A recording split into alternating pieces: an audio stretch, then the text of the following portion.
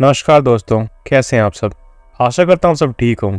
दोस्तों, आज की जो कहानी है वो एक गरीब परिवार की है जो गांव छोड़कर शहर में आते हैं। मेहनत मजदूरी करके एक नया घर लेते हैं, लेकिन उस नए घर में उनके साथ बहुत सी भूतिया वाक़या होती हैं। और आज की कहानी में हम ये जानेंगे कि उस परिवार के साथ ऐसा क्या हुआ। तो बिना किसी देरी के आज की कहानी को शुरू करते हैं।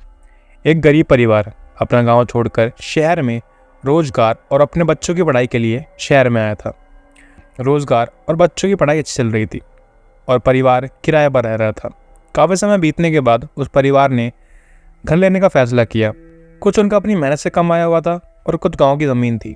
ज़मीन को बेचकर इतना रुपये इकट्ठा हो गया था कि रामपाल सिंह ने खुद का एक घर बनवा लिया था। पूजा पाठ कराने के बाद रामपाल सिंह नए घर में प्रवेश करते। घर में रामपाल परिवार के साथ खुशी खुशी रहने लगा।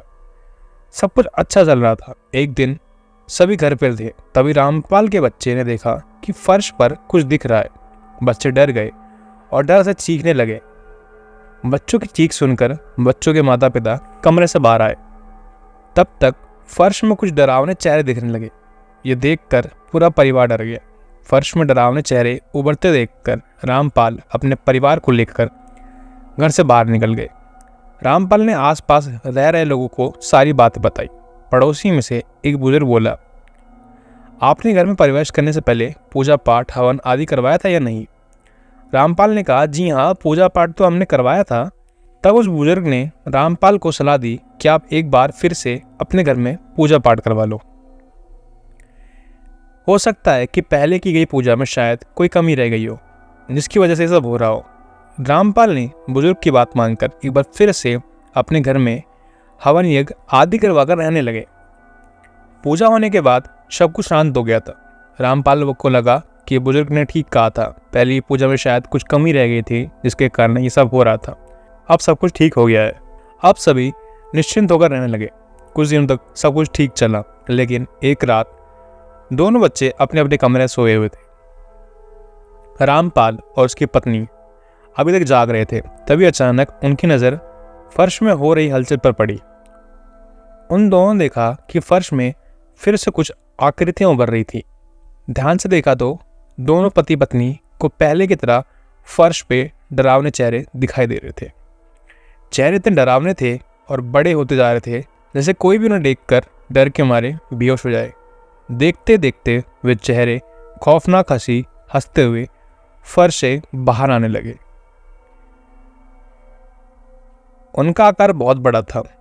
उनकी लाल लाल आंखें, बिखरे बाल और बड़े बड़े नाखून थे, जिन्हें देखकर रामपाल और उसकी पत्नी का डर के मारे बुरा हाल हो गया। वह दोनों बच्चों को जल्दी जल्दी हड़बड़ाहट में जगाते हुए और चिल्लाते हुए घर से बाहर लेके गए, लेकिन वो डरावने चेहरे उनका घर के बाहर ही पीछा करने लगे। वे चारों भागते भागते एक मंदिर के पास जाकर रुके। रामपाल ने सोचा शायद मंदिर में डरावने चेहरे नहीं आएंगे। सोचकर रामपाल अपने पत्नी और बच्चों के साथ मंदिर में अंदर चले गए। रात भर रामपाल और उसकी पत्नी और बच्चे मंदिर में ही रहे, लेकिन वह रात भर डर के मारे सो नहीं पाए। उनके दिमाग में सिर्फ वही डरावने चेहरे का खौफ था और वही डरावने चेहरे उनके दिमाग में घूमे जा रहे थे। जैसे तैसे वह भयानक रात गुजरी। सुबह हुई। सुबह मंदिर के पंडित जी ने जब मंदिर में आए तो उन्होंने रामपाल से पूछा, आप यहाँ क्या कर रहे हो और इतने डरे हुए क्यों हो? क्या बात है? रामपाल ने सारी घटना पंडित जी को बताई। पंडित जी ने कहा, तुम चिंता मत करो, मैं अपने गुरुजी को बुला कर लाता हूँ, तुम तब तक यहीं रहना। जब गुरुजी आए तभी मंदिर से बाहर निकलना। रामपाल ने कहा, ठीक है पंडित जी, आप जैसे कहें मैं वैसे ही करूँगा। थोड़ी देर बाद पंडित जी अपने गुरुजी को लेकर आए। पंडित जी ने गुरुजी को सारी बात पहले ही बता दी थी, इसलिए गुरुजी ने रामपाल से कुछ नहीं पूछा, बस उसके घर में चलने की बात कही। अब सब लोग उसके घर के बाहर आकर खड़े हो गए। गुरुजी घर के अंदर गए और 4 लोगों से फर्श को खुदवाया। जैसे फर्श को 3-4 फुट खुदवाया, गुरुजी बाहर रामपाल के पास भाग कर आए और कहा, तुम यहाँ कब से रह रहे हो? रामपाल ने कहा, करीब 9-10 महीने हुए होंगे। क्यों गुरुजी, आप ऐसा क्यों पूछ रहे हो?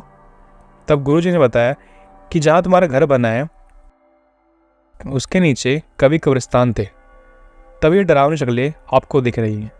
इस पर रामपाल ने कहा, अब हम क्या करें गुरुजी? तब गुरुजी ने कहा, या तो उन प्रेतों से पूछने पर भी पता चलेगा कि वो क्या चाहते हैं। गुरुजी ने काव्य सिद्धि प्राप्त की थी, इसलिए उन्हें भूत प्रेतों से बात करने में अच्छे से आता था और उन्हें सबक सिखाना भी। अब क्या था, गुरुजी ने रामपाल और उसके परिवार को कह दिया कि जब तक सब कुछ ठीक ना हो जाए आपको मंदिर में रहना होगा, क्योंकि अगर आप लोग घर में आए तो इस बार आप उन भूतों का निवाला बन सकते हैं। रामपाल ने कहा ठीक है गुरुजी। दूसरे दिन गुरुजी उस घर में आए और अपनी सिद्धियों की शक्तियों से उस भूत को बुलाया और उनसे पूछा क्या चाहते हो तुम लोग, उस भले परिवार को क्यों परेशान कर रखा है। उन लोगों ने बड़ी मेहनत करके एक पैर जोड़कर घर बनवाया। गुरुजी इतना कहते ही उनमें से एक पुरुष भूत गुस्से में बोला, हमारे घर में वो लोग हैं, हम उनके घर में नहीं हैं, समझे। अब तुम भी यहाँ से चले जाओ, वरना तुम्हारा क्या हाल होगा ये तुम सोच भी नहीं सकते। उस भूत के इतना कहते ही गुरुजी वहाँ चले गए और मंदिर में जहाँ रामपाल थे वहाँ पहुँचे। गुरुजी ने रामपाल से कहा आप उस घर को छोड़ दो, किसी और घर में रह लो। रामपाल ने गुरुजी को बीच टोकते हुए कहा आप ऐसा क्यों कह रहे हैं गुरुजी, हम कहाँ जाएंगे, बड़े मुश्किल से हमने घर बनवाया है, ऐसे कैसे छोड़ दें। गुरुजी ने कहा आपकी बात भी ठीक है और बात उन भूतों की गलत नहीं, वहाँ कब्रिस्तान है यानी प्रेतों का घर। अब कोई आपको आपके घर से निकालेगा तो कैसा लगेगा। इतना सुनकर रामपाल निराश होकर अपने गांव चले गए। अब वह घर खंडर बन चुका है। डरावनी आवाज़ों और खौफनाक हंसी से रात भर के सन्नाटे में भी शोर रहता है। तो दोस्तों ये थी आज की कहानी। आशा करता हूँ कहानी पसंद आई हो। दोस्तों आपको कहानी कैसा लगा अपनी राय हमें कमेंट में बताएं। आज के लिए इतना ही, मिलते हैं हमको अगली वीडियो में। तब तक के लिए धन्यवाद।